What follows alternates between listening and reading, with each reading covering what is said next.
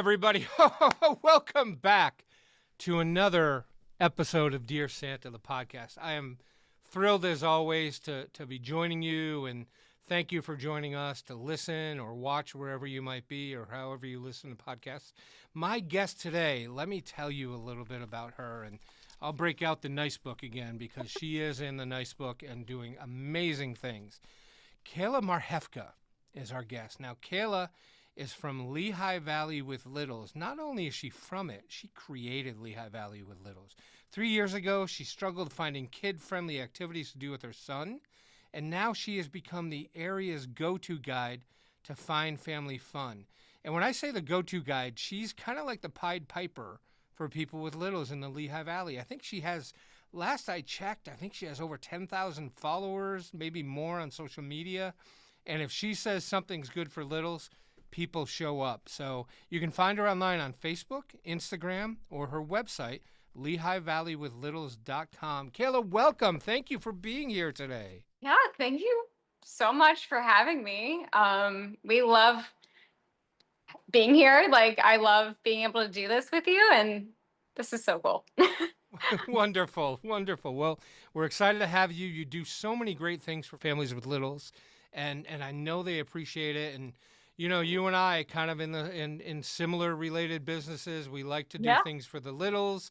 We like to make families happy. So, this just sounds and feels like a great connection to have. So, yeah, thank you again. What I want to do is get right into some Christmas questions with you. And so sure. you have a little. You have Absolutely. a 3-year-old, right? Yep, Gavin. Yep, I know Gavin well, and he's just a ball of joy and energy, and I love every time I get to see Gavin. So tell me, what being a mom on Christmas, Mhm. what's that like? Do you have traditions that you're putting into place for Gavin to have as he gets older too? And tell me a little bit about that. Let's Yeah, start on Christmas Eve. What does Christmas Eve look like for you on Gavin? I know he's 3, so he yeah, goes to bed a little earlier than probably most, but tell us a little bit about that. yeah. So Christmas time is just crazy for us. We do 4 houses in the matter of 2 days. Oh my goodness. Yeah, so we are always on the go year round, especially for the holidays. So for us, like Christmas Eve, we go see one side of the family where we play a whole bunch of games. So he's usually the only kid, so he gets a lot of attention. He gets a lot of cookies given to him, even after mom and Wonderful. dad say no. Wonderful. So getting him down on Christmas Eve is sometimes a struggle because, 3 years old, a lot of sugar in the system. We're a little nuts. Yep. Yep. I've got But some reindeer that get like that. yeah, so it's just Now is super fun. now is there a favorite meal on Christmas Eve that you all like to have, or that one side of the family has, or anything like that? Yeah, so I married into a family who is Hungarian.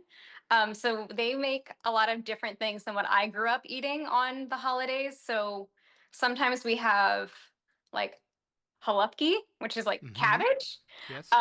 Never had cabbage until I met my husband. I was a very Wow. picky eater. I was like, cabbage doesn't look good to me.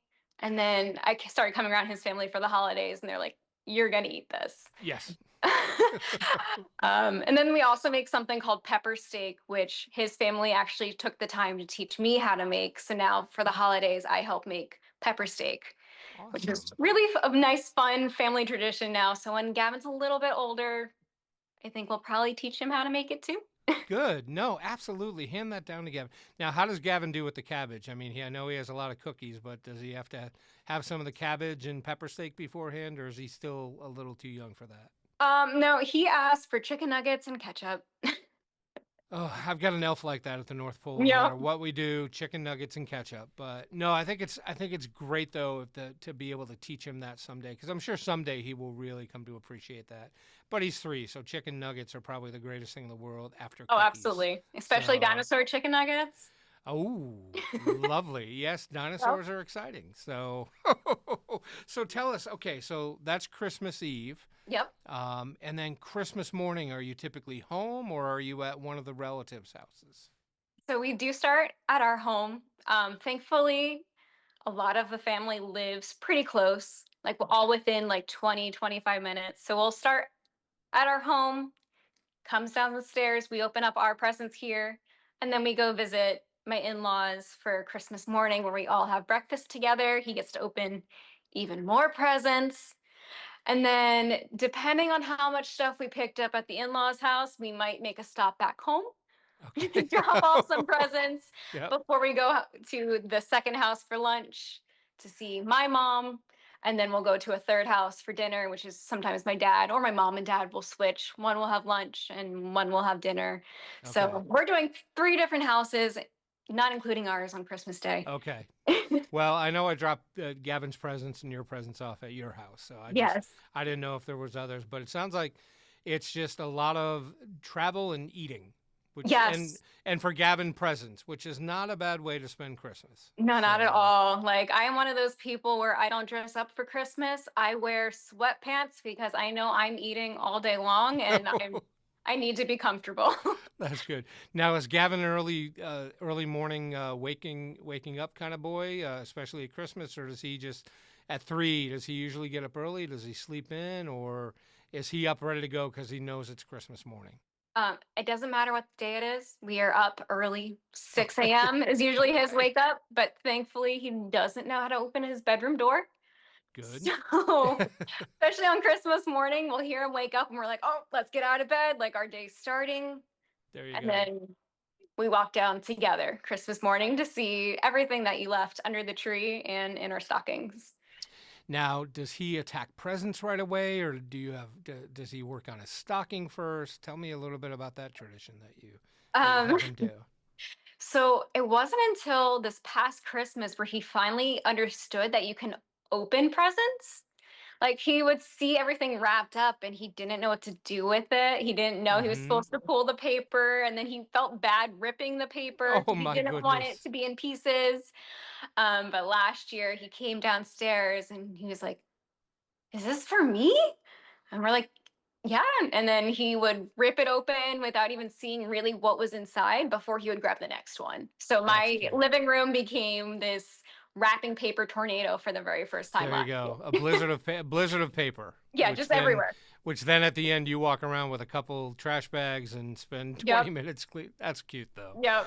I remember I had one house that I delivered to, and the little boy would open one. It would take like 4 hours to open presents, Yeah. because he would open one present and want to play with that, and Yeah. then finally another present. So it was like a 4 hour day for like 4 presents. It's interesting to see if he'll make that switch or if he'll just open, and Yeah. go from there. But it is a fun time on Christmas morning for sure. Now, tell me a little bit about your Christmas tree. Mhm. Real tree or designer artificial tree? Yep. And when do you put it up? A lot of people will go right after Thanksgiving. Some Mhm. will go earlier than that because Christmas goes by so fast. Some Mhm. will wait till the day before. So tell me about your theory and your practice of decorating a tree. Yeah. So we do a artificial tree, Hmm. just because we have allergies and I have so many pets who would eat a real tree and a cat that I think would be inside the real tree. Yes. Yes. So we do an artificial and we splurged the one year and got like a smart tree where we could set a Oh. timer for the lights and we can change the lights. Like the one year we did you probably saw it, obviously, Yep. but we did a bluey Christmas I tree. remember that tree. The I lights were remember that. blue and orange, and then we Yes. put all of Gavin's stuffed animals that were bluey in the tree instead of ornaments. Yep. So we were able to do that the one year with the smart tree. I don't know what we'll do this year. We might just have to surprise Hmm. you. Yeah, it could Um, maybe a new theme, a new theme, maybe cars or monster trucks, and Cars or monster trucks are good. You yeah, can't go wrong with a good no, classic red and white either. Just a I a know. candy cane type tree, and I could do that. but I'll have to eh, think about it. I know lots. Well, I would talk to Gavin, see if he has Yes, any ideas. So absolutely. now, do you have a favorite ornament of your own, or do you have a specific type of ornament that you like? Yeah. So, what my husband and I do every time we travel somewhere together, like when him and I were just dating or as a couple and now as a family, we always try to get an ornament from whatever place we went to. So our tree kind of becomes like a memory tree. So you can Oh, look that's at it and you wonderful. can see all the different places that we visited since we've started dating almost 10 years ago now. Okay. So it's like really fun to just look back and be like, oh, do you remember when we went here? As we got to put that ornament on the tree every year. I love that. Yeah. I love. And what about for Gavin? Does he have special ornaments? Does he get an ornament every year, or does he have anything special that he obviously the bluey tree Hmm. that was perfect, but Yeah. beyond that, does he get an ornament every year, or just have different ideas for ornaments? He just helps us put the different ornaments on. So when we pick out something that we went to with him, we'll be like, Nice. oh, do you remember when we went to see Mickey's castle? And then he gets to put the Disney ornament on the tree. That's wonderful. Yeah. What So a he really enjoys it. Yeah, and what a great way because and I've talked to families before that when their children grow up and go and have families of their own, they'll pass those ornaments down Mhm. and they still have great memories from when they were children. So that's oh my goodness, Kayla, that's just such a wonderful way to do it. I really love that. Let's talk Christmas movies. Okay. Now, I'm assuming with a 3-year-old, you've watched a lot of Christmas cartoons, Christmas movies, things Yes. such as that. Before we get to Gavin's favorite, do you have any Okay. favorite Christmas movies, cartoon or otherwise? Oh gosh. I honestly, I'm a sucker for the classics. I really love the old like stop animation, like Rudolph the Red-Nosed Mm-hmm. Reindeer. Love it. Like, I know those movies are so old compared to like today's standards too of quality, but there's just something about watching that one and then Frosty the Snowman. Like, we Mm-hmm. just do like a movie marathon where we just cycle through all of those That's over the great. course of a weekend. No, that's one. The claymation ones are just they're so classic, and I remember. Oh my goodness, it had to be 50 years ago now when children could only watch those once a year and Yeah. it was on a certain time of year. You might have been on the tail. You're young enough though that you might have been able to watch it more than one time a year when you were a Mhm. child. I don't know, but long time ago people would circle little calendars when Rudolph would be on and Mhm. Frosty and Santa Claus is coming to town. All those great claymation movies, they are fantastic. And what about modern movies? Is there any modern like are you a Hallmark person? Do you watch Um, the Hallmark Channel? I do. I'm a sucker for like your romance books and stuff. So I do love the Hallmark movies. They're all very predictable and very much the same, Yep. but there's just something about them that once they start in November every year, you just kind of get like sucked into them. And you're like, I just need to keep watching. I just need that happy Mm-hmm. moment for an hour and a half, 2 hours. Absolutely. Absolutely. Mrs. Claus is a sucker for them too. She loves to watch them. You're right. You can watch them. You can get up. You can make a cup of cocoa and come back and not have missed anything because No. it's boy comes home from big city or girl comes home from big city. Works on the Christmas tree farm. Meets old boyfriend. They fight. Yep. She goes back. They get back together. So Oh, it's absolutely. Or one of them is secretly a queen or prince or yes. something. I think So, there was one where somebody's father was supposedly Santa oh, okay, in one great. of them too. I'm a little disappointed they didn't ask me to play that role, but it's my schedule. It would have been a little tough to make it happen. Little So tight, yeah. yeah, a little tight. So all right. So we've talked movies, we've talked ornaments, we've talked trees. Let's talk about Christmas cookies. Are you? Oh, you know what? Lo, let's step back. Gavin, does he have a favorite Christmas movie yet? I want to say the Grinch, How the Grinch Stole Christmas, Okay. the like 2D, like drawn one from Yep. I don't know how many years ago. I don't want to say it wrong, but he loves that one. He loves the dog. He loves Max. Oh, Max is fantastic. My kid is a very sensitive kid, so like when the Grinch is like all upset and alone, he would go, "Why doesn't he want to be friends? Who's his Oh, friend? I'll be his friend." And it's oh, like Gavin. you're just like, "Okay, kid." Like you get the understanding of Christmas spirit, like Absolutely. accepting and loving everyone around you. Like Absolutely. so he loves that movie, and I think this year we might start showing him a couple more movies, see if he gets into them. If not, that's okay. Yeah. Just keep exposing them to them, especially the classics. Those you can't lose those. I know there's lots of new Bluey Christmas and Hmm. this Christmas and that Christmas, but make sure to keep working in those classics. I think Oh, absolutely. those are great for him to watch and great for him to know. And he's still too young for Elf probably, but someday Yeah. work Elf Yeah. into it too. That's a good one that I think he'll enjoy someday when he gets a little older. So, well, that's fantastic. Okay, now I'm sorry. Let's go back to cookies because Okay. it's near and dear to my heart, near and dear to Yes. Gavin's heart. Yes. Do you have a favorite cookie that you just have to make and eat every single year at Okay. Christmas time? So I am a terrible baker because I don't Okay. like to follow instructions. Okay. Well, you're creative then. Let's call you I creative, not creative terrible. You're freedom. a creative baker. But we do still make cookies. Whether or not they are the best cookies are up for debate. But we always have to make snickerdoodle because those are my favorite. Love a good snickerdoodle cookie. We have to make Absolutely. like your sugar cookies with the cookie cutters, and we Mm-hmm. put sprinkles on them. A couple times when there's been a couple on the tray with a lot of sprinkles, that was Gavin helping because he pours a little heavy. Nothing wrong Uh, with a heavy pour of sprinkles. and then we also always experiment and make a new cookie every year. Oh. So like last year we made like a triple chocolate s'mores cookie. Like you looked at this thing and you're like, this is how much sugar I should eat probably in a whole week. Did you leave one of those out for me on Christmas Eve, I think? I think we did. I I think you think we did. did. I remember the marshmallow. It was a Yes, it big was a cookie very with marshmallow in the center. Yep, it was a very dense cookie too. Yeah. Yeah, Yep, but it was thick. it filled me up for a couple houses if I remember correctly. I could only nibble Yeah. a little bit after that. But that's fantastic. I love that see you are a creative baker. And Yeah. that's fantastic. Do you have ideas for this year yet? Have you been working on any thoughts or is it just whatever you have you dump in and see what happens? Um, oh, I don't know. I don't know. We might do something either I'm thinking maybe peanut butter this year. I was going to say peanut butter, might be good. Maybe a little. Yeah. What's a totally underrated element for cookies? Butterscotch. Okay. Butterscotch morsels in a Yeah. good in a mixed in with a chocolate chip cookie. That's not bad either. But a good peanut butter, maybe some Reese's Pieces in a Mm. cookie. Mm-hmm. All good stuff. Oh man, I'm gonna have to start.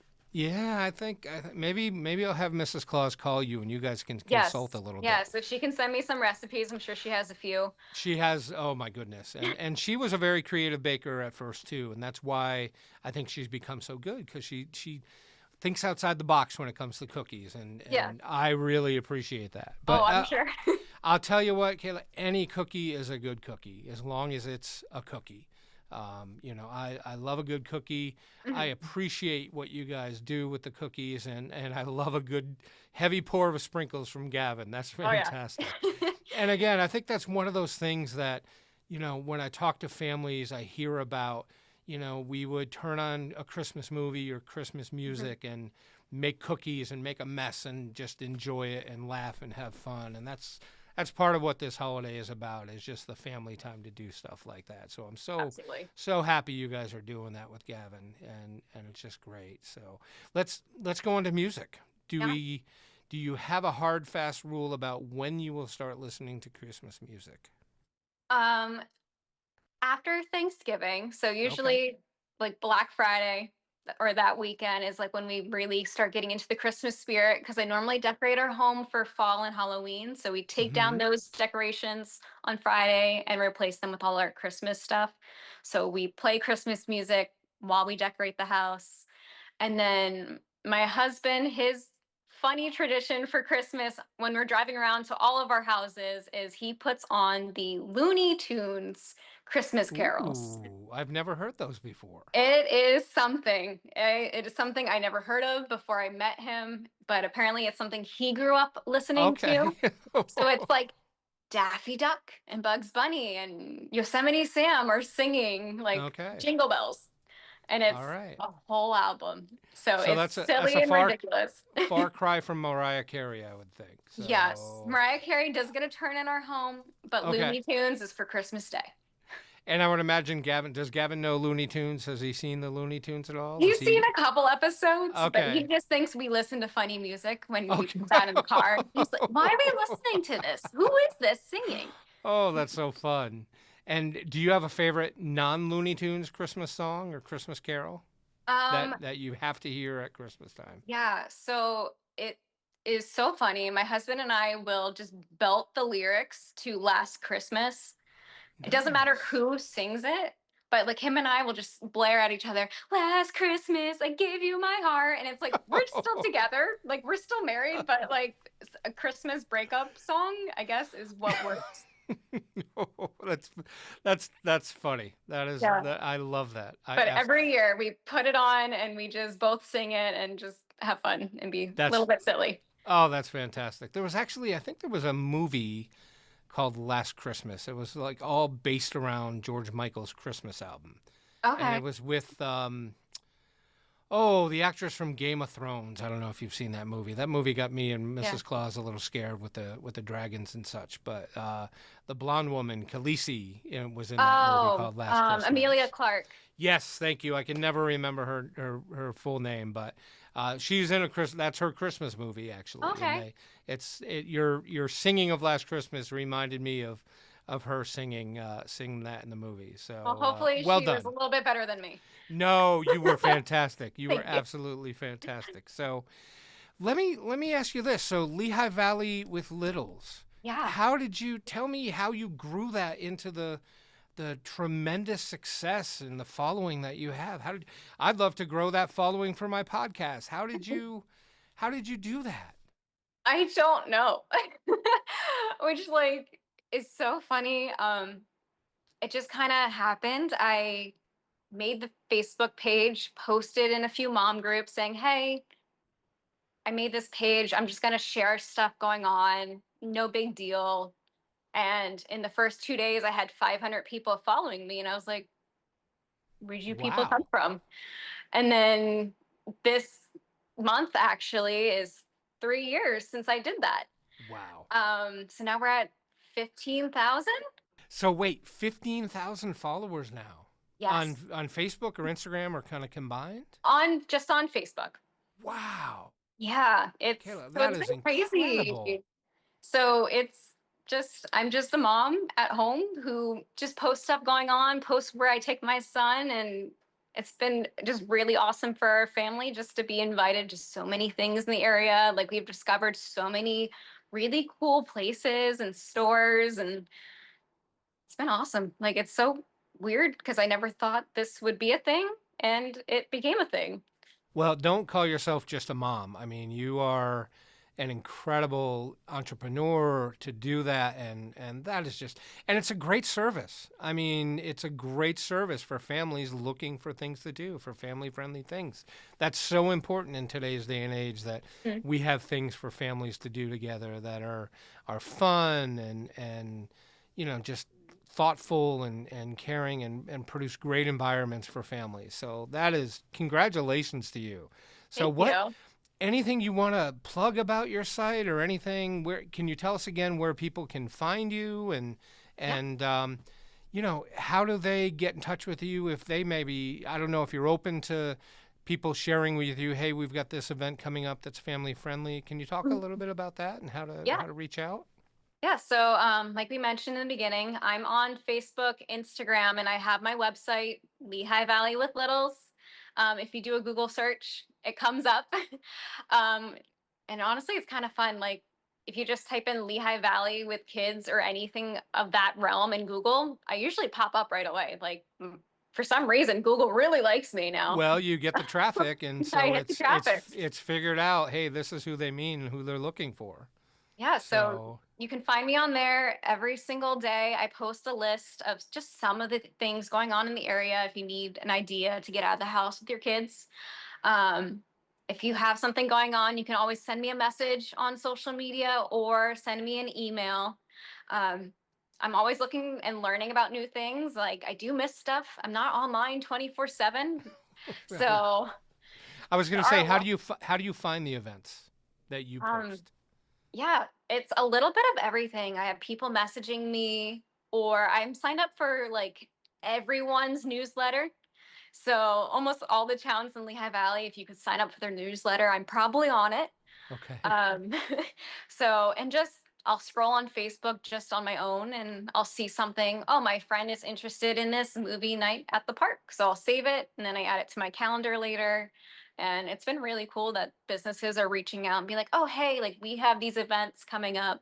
Can you add them? And absolutely. So it's just been really fun learning more about the valley. Like I grew up here my whole life, but there's been so much that I've been able to discover and a lot of people I've gotten to meet just by doing this. That's I'll tell you what, that is tremendous. I mean, talk about taking a small idea and it becoming Yeah. really huge and successful. And again, you're providing a great service to folks in your area with kids.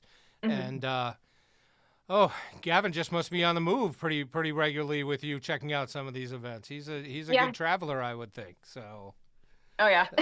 good, good. Well, let's wrap it up with this. Kayla, do you have a Christmas wish for this year for you, for your family, for Gavin, for anyone out there? Have you given any thought to your Christmas wishes yet?